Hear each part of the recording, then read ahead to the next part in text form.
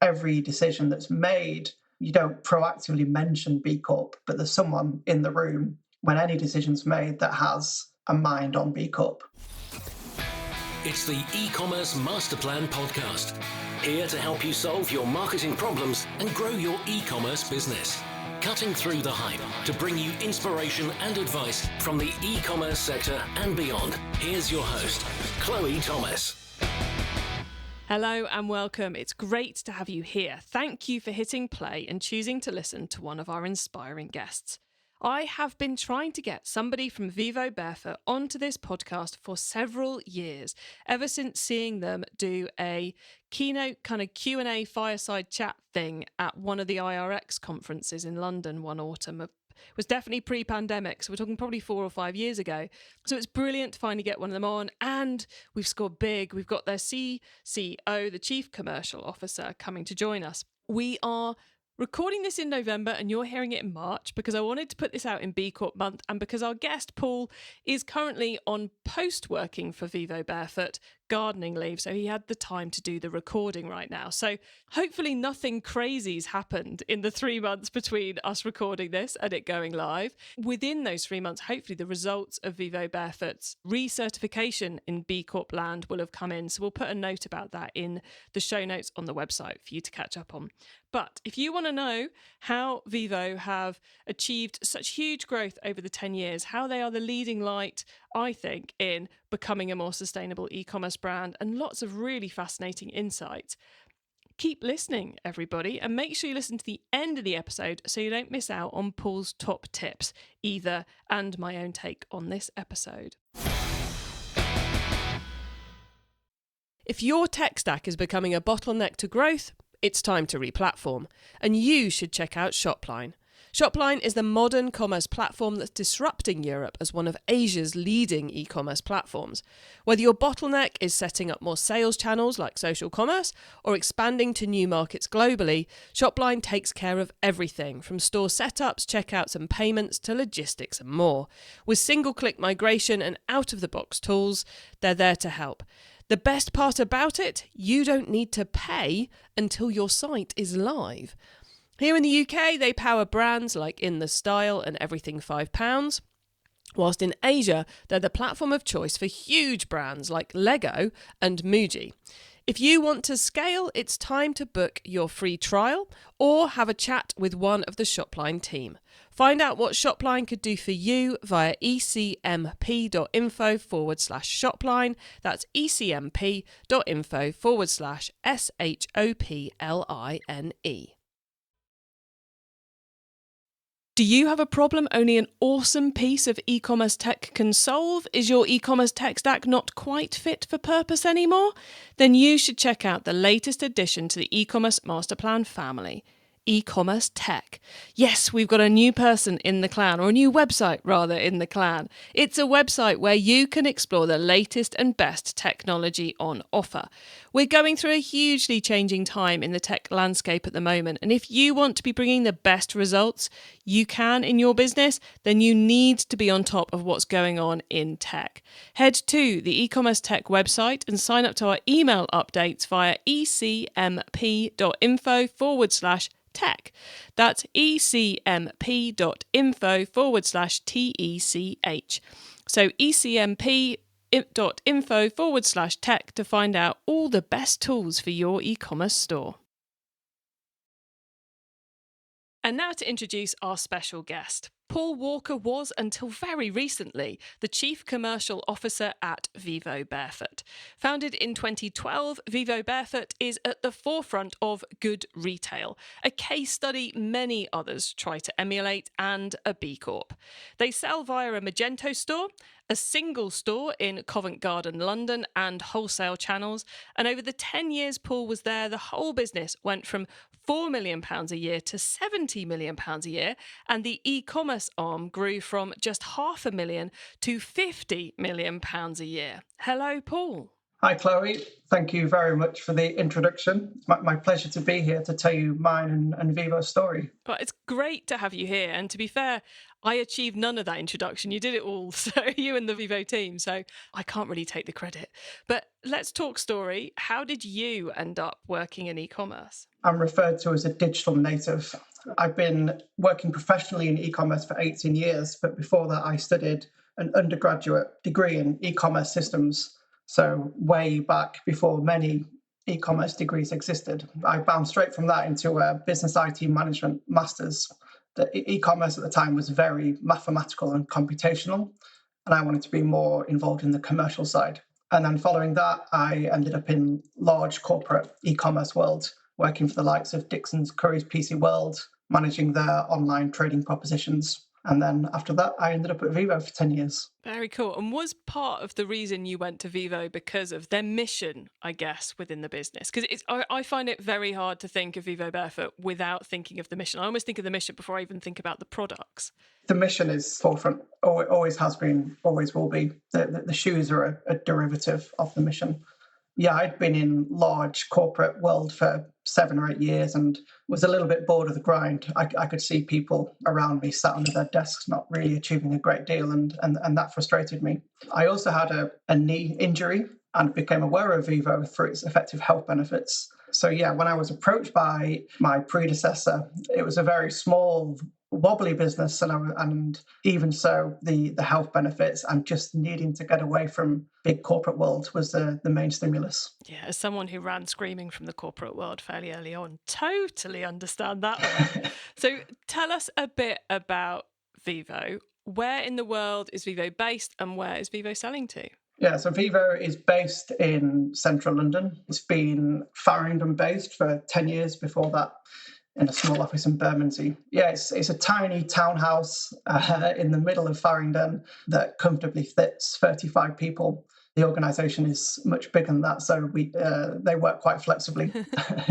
The shoes are manufactured in a lot of places. Most footwear manufacturing is in Southeast Asia. Vivo's is in Vietnam. But we also, or Vivo also makes shoes in Portugal, where there's a heritage of handmade footwear. And there's a footwear manufacturing operation in Ethiopia, which is a philanthropic mission. Got you. And selling globally, I take it?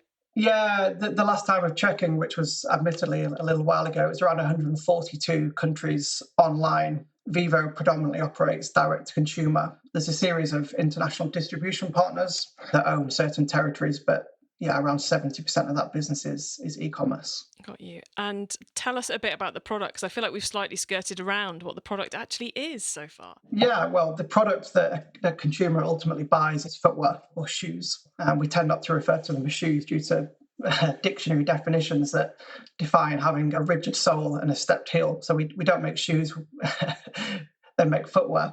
But really, the business is a health business, a business that intends to encourage consumers to regain their natural foot health through correct footwear. And like I say, the derivative of that is selling shoes. And I think what's quite interesting is I tend to think of Vivo as a leading light in becoming a more sustainable e-commerce brand, tackling some of the most difficult parts of it, way beyond non-plastic packaging and changing the light bulbs in the warehouse. But there's almost two missions. There's the health mission and the sustainability mission. Does that ever cause conflict? The missions are wrapped up in this broad definition of regenerative business, a step beyond, or maybe a couple of steps beyond sustainability, which typically focuses on product. Vivo works in accordance to regenerative principles, which look at, quite similar to B Corp, in that it looks at the health of the employees, the health of its consumers, its community, and its product. So, of course, there's tension. It's impossible to tackle all these missions and all these challenges simultaneously, and that creates tension. But tension can sometimes be good. So I don't think it's a challenge. It's part of the energy and it's part of the fabric of being at Vivo. And you mentioned that the townhouse in Farringdon has space for 35. There's obviously more than 35 now, and a lot of work flexible working from home and so forth. But what does the team look like? Is everything done in-house? Are you outsourcing marketing elements? Obviously, some of the manufacturing's outsourced. How does that all work? Manufacturing's outsourced, customer service is outsourced. That's a team of around 50 FTEs through a third party, but the majority of the business is owned. It's been a journey, and as these journeys go, there's certain periods of time where functions belong internally or externally, or naturally move internally or externally. Two of the biggest team builds of the last few years were bringing the development team in-house, so the e-commerce development now all sits in-house. That's probably the nature of the platform, in that we use Magento, and a larger team of specific Magento experts is required. So yeah, we went through quite a process to bring that team in-house. And then most recently, all performance marketing and most of brand marketing and content creation was brought in-house. So that leads to a significant swelling of those teams. But in a mission-focused business where storytelling is everything, having those teams in-house is quite critical. Yeah, I'm quite surprised they weren't in-house already, to be honest, because we often talk about how do you decide what to outsource. It's what's a key pillar of the business and not. So I'm guessing it was a fairly easy decision to bring that in-house when the time came. Yeah, the core of the teams was often in-house, and there's always experts required in the internal business. But at periods of time, you rely on agencies to execute or activate. And the most recent transition was that not only was creation of content and brand in-house, the whole activation and execution of content moved in-house predominantly. The Magento developers in-house decision, I think that's when a lot of people go, why don't they just use Shopify? Shopify's got eco credentials. Couldn't they just do that? And then they wouldn't need a team in-house. What led you to stick with Magento, I suppose, and then not necessarily to move to Shopify, but to stick with a platform where that developer need is quite heavy, and then to decide to bring the team in-house? Yeah, of course, a perennial argument. You can go round and round in circles with it, can't you? Of course, yeah. And it took place for the year of determining what platform Vivo used, and for the 3 years since Vivo's been on Magento, that debate rages. It comes down to the flexibility and versatility of a platform like Magento, where a much more bespoke build can be achieved versus typical Shopify platforms. We've referenced already on a number of occasions that Vivo is more than just selling shoes. A lot of the projects or functionalities that are on the site now wouldn't necessarily be capable on Shopify, and a lot of the projects that we can't necessarily talk about today, but that are to come, would be much harder to execute on Shopify to the level of quality that we believe we can execute via Magento. I'm glad you mentioned those those different projects which aren't kind of traditional e-commerce, because it's one of the reasons I keep an eye on what Vivobarefoot's doing, is that it's kind of pushing the boundaries and working out the model for the rest of us to follow in a few years' time. And I think one of those elements is the Revivo scheme. Can you explain what Revivo is? Because you will do it far better than I can. And then maybe we'll talk a bit about how that came about and why it's clearly something we're all going to have to start doing. Yeah, I'd love to. I will note now that I keep saying we, and I should be saying they, so forgive me. Yeah, Revivo is or was the world's first reconditioned resale e-commerce website. It's been a project in brains almost since the start of Vivo. There was always an ambition that shoes should be repairable and resellable. In fact, one of the first pairs of Vivos that no one's ever really seen had a zip-off sole. So you could have multiple sole units for the same shoe. I guess that talks to the innovation in product from day one, and the innovation in the mission and the requirement for shoes to be versatile and sustainable. But it was only really 3 years ago where we targeted a platform that we could resell products. There was a journey before that. The shoes had to be made to a standard that could be broken down and could be repaired. And once we'd been through the majority of that process, we were then able to set up the e-commerce infrastructure. That e-commerce infrastructure still does sit outside of Magento.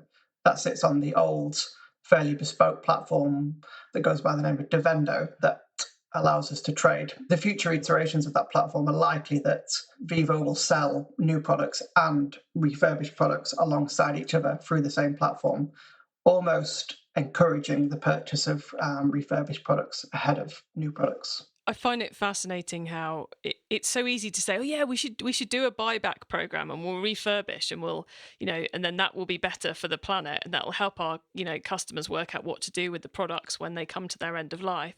But it's it's the level of complexity of actually making that realizable. It comes from how you design the product, the materials you use, to actually, is it possible to repair, revive, etc. Right the way then through to how you then manage the buyback process, to then how you go about putting them on sale and trying to find a way to do it which isn't just individual units behind each SKU. All of it's quite complicated. Which bit do you reckon is were there any surprises as to which parts of this journey are more or less complex?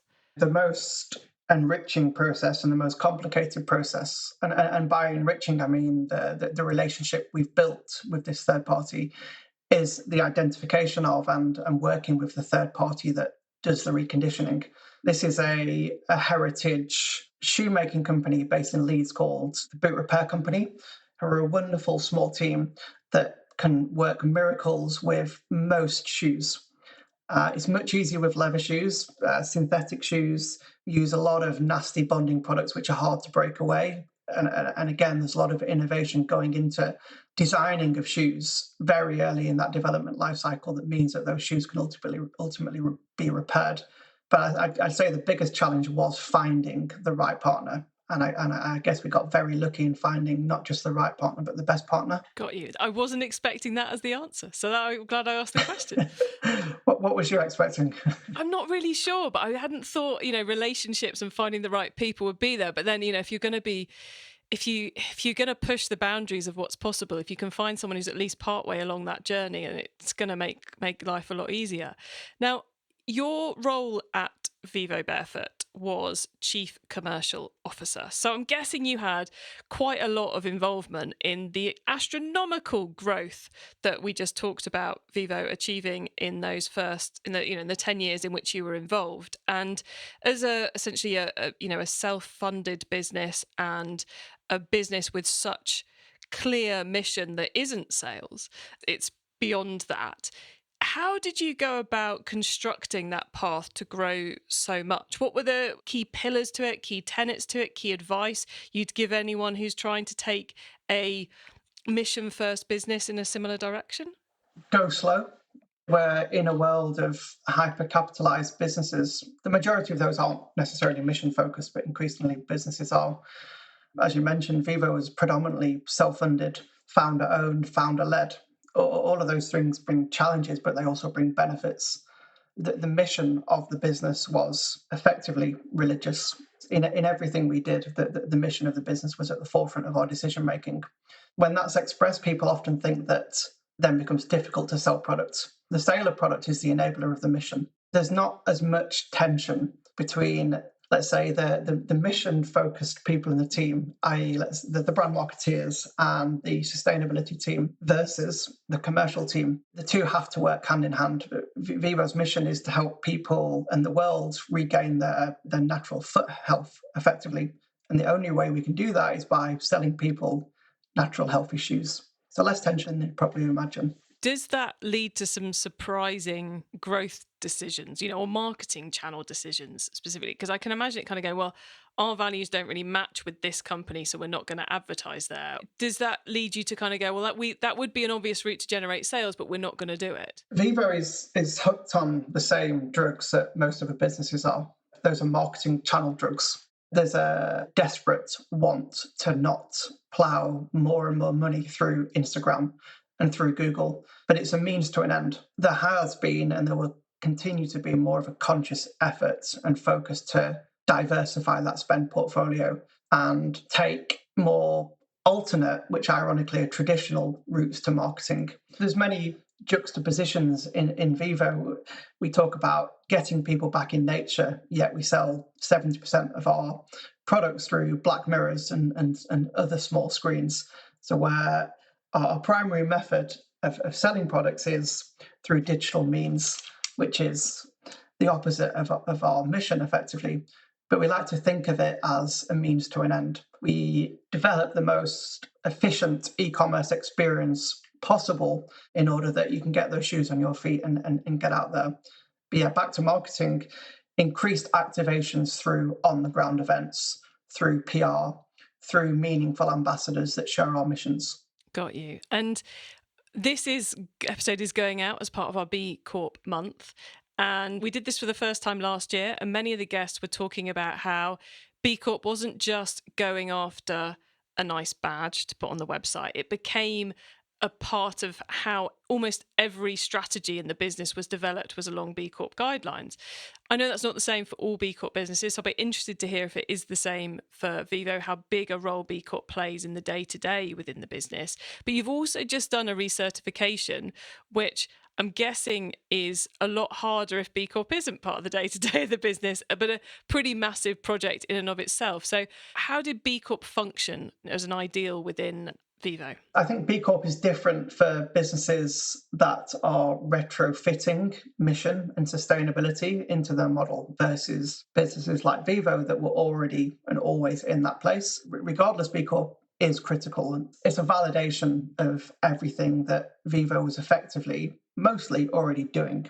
It was an external audit of the good practices around product manufacturing and community engagement and employee engagement. But it's a full-time project. There's more people focusing on it during certification or recertification, but there's a team of people constantly on B Corp. Each pillar of B Corp has representatives within the organization.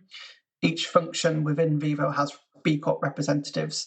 So every decision that's made, you don't proactively mention B Corp, but there's someone in the room when any decision's made that has a mind on B Corp. Got you. So it's kind of like there's someone wearing that hat and just sense checking, who, if it's not on track, will say that's not going to fit with our B Corp aims, but we'll keep not nice and quiet. We'll not need to say anything if it does keep it on track. Yeah, it continually operates in the subconscious of the business for those 3 years in between.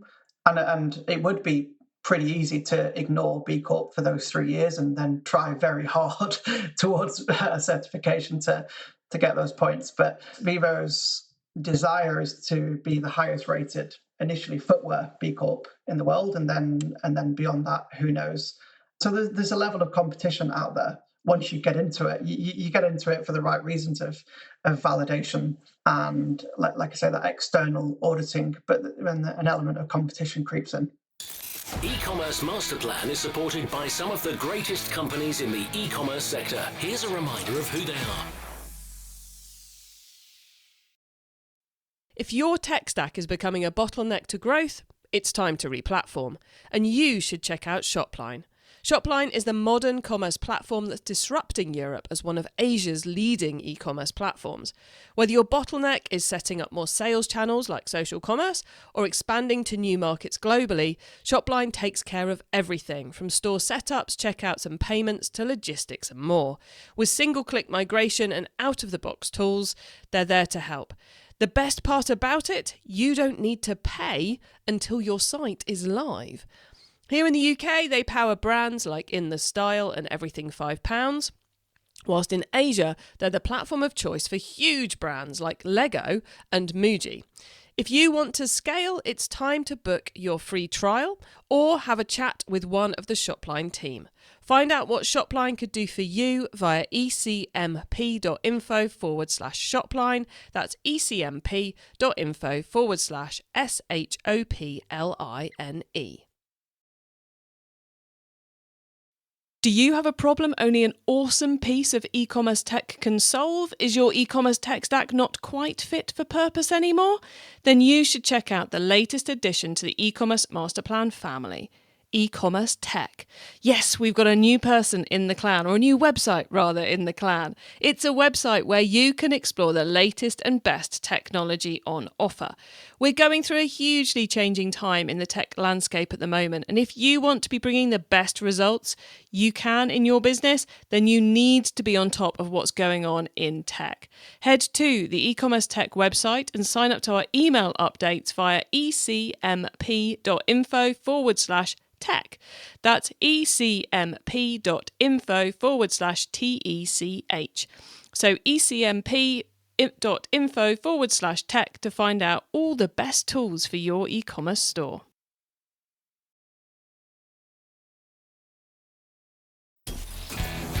It's time for the top tips round.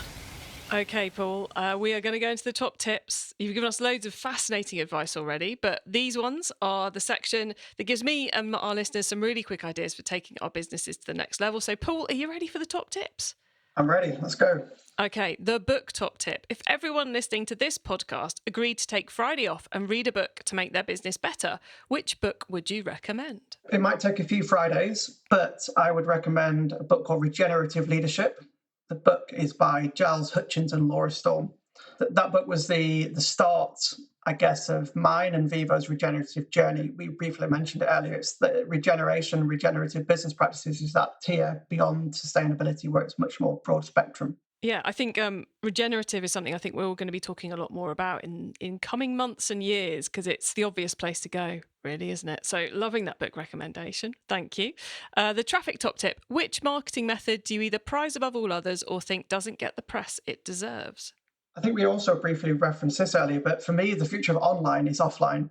Everyone loves performance marketing because it's tangible, it's easy to track, even if we're paying extraordinary prices at the moment and we have diminishing ROAS.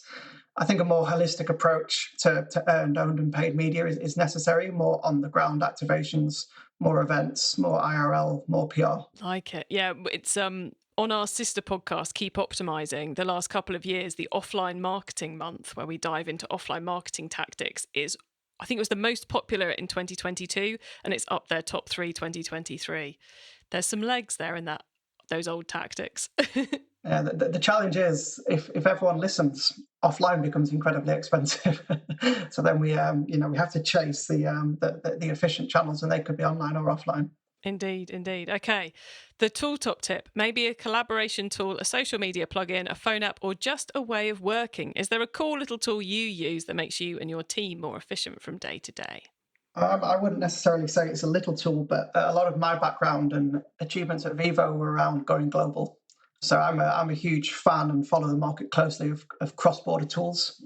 Vivo specifically works with globally and have done for many years, but there's been growth in that market very recently. Become very aware and familiar with a product called Global, which is primarily a translation engine, but it's pretty impressive to see with broader cross-border back office services tagged to it.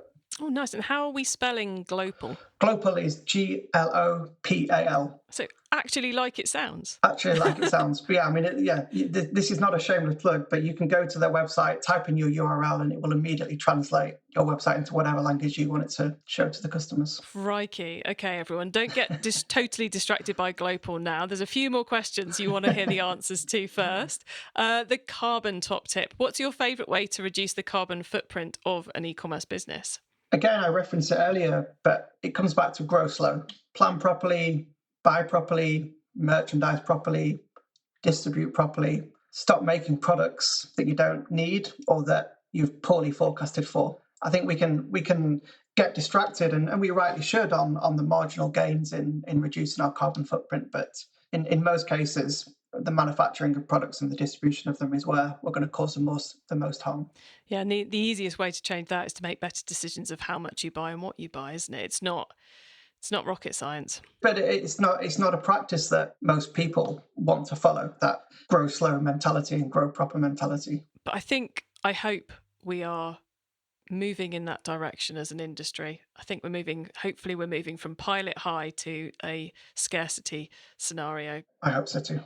Paul, before we say goodbye, please do let the listeners know where they can find both you and Vivobarefoot if they want to go and have a look on the web and social media. Yep. So Vivobarefoot is www.vivobarefoot.com. The store is on Neal Street in Covent Garden, and Revivo is www.revivo.com.